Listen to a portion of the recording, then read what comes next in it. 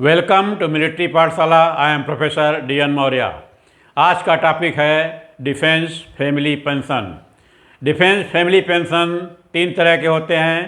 पहला है family pension, दूसरा स्पेशल फैमिली पेंशन और तीसरा लिबरलाइज फैमिली पेंशन। पहले चलते हैं फैमिली पेंशन के बारे में बात करते हैं। फैमिली पेंशन किसको मिलता है?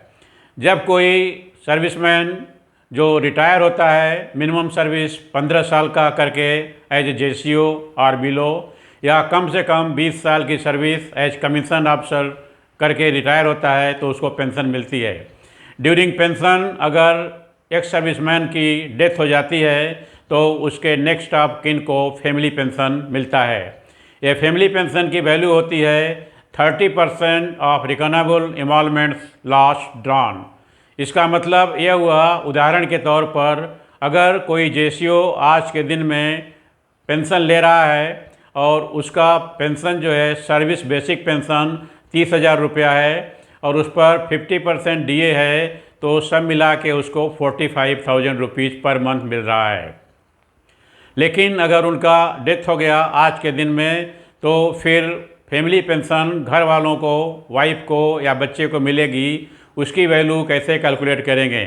तो जो 30,000 बेसिक पेंशन है उसका जो रिकॉनेबल एमॉल्वमेंट रहा होगा वो डबल रहा होगा, 60,000 रहा होगा, क्योंकि पेंशन 50% ऑफ टोटल एमॉल्वमेंट्स पर पे होती है।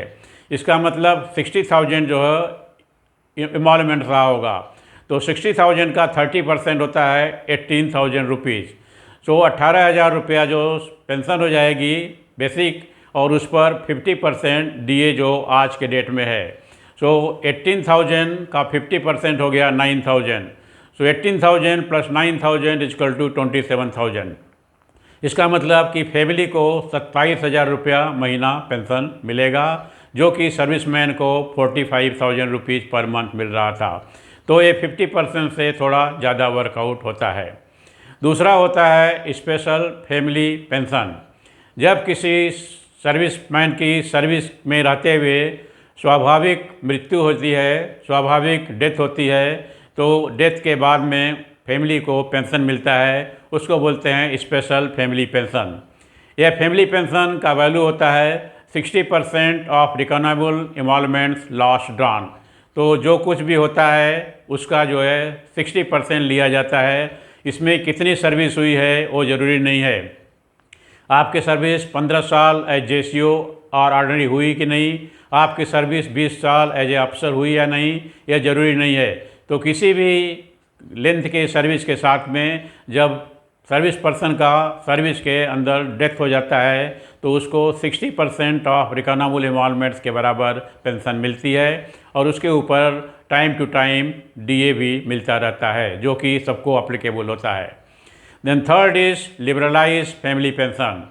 This is given to the service person family during for the death of the service person during war-like operation, insurgency operation और fighting with terrorist.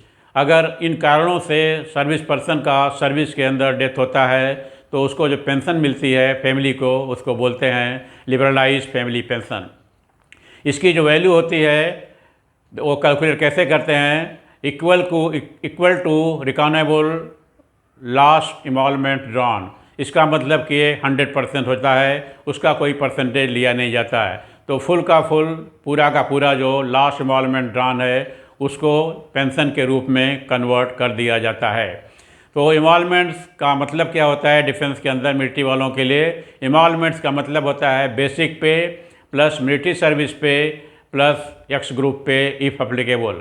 So basic पे लोगों का अपना अपना होता है हर रैंक में लेंथ ऑफ सर्विस के ऊपर। मिलिट्री सर्विस पे ये फिक्स होती है। कमीशन ऑफिसर को 15,500, नर्सिंग ऑफिसर को 10,800 और जेसीओज एंड अदर्स को 5,200, नॉन कॉम्बटेंट स्टाफ एयरफोर्स को 3,600 मिलता है। तो ये जो है उसका एमॉल्वमेंट्स का पार्ट होता है बेसिक प्लस मिलिट्री सर्विस पे। प्लस एक्स ग्रुप पे अगर अप्लीकेबल है, जो कि डिप्लोमा होल्डर हैं रिकॉग्नाइज बाय AICTE और जो कि टेबल में डाले गए हैं OROP2 के टेबल में, टेबल नंबर 8 में, दैट इज रिटायर्ड आफ्टर 1/1/2016, उनको एक्स ग्रुप पे भी मिलता है, तो उसको भी ऐड कर देते हैं 6200 रुपीज़।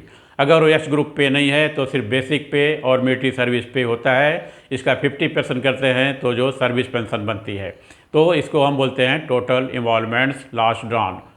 तो आज का ये चैप्टर था डिफेंस फैमिली पेंशन के ऊपर। वीडियो पसंद आया तो सब्सक्राइब करें, अगर सब्सक्राइब नहीं किए हैं तो लाइक करें और दूसरों के साथ शेयर करें जो कि मिलिट्री सर्विस में हैं या मिलिट्री सर्विस से रिटायर हो चुके हैं।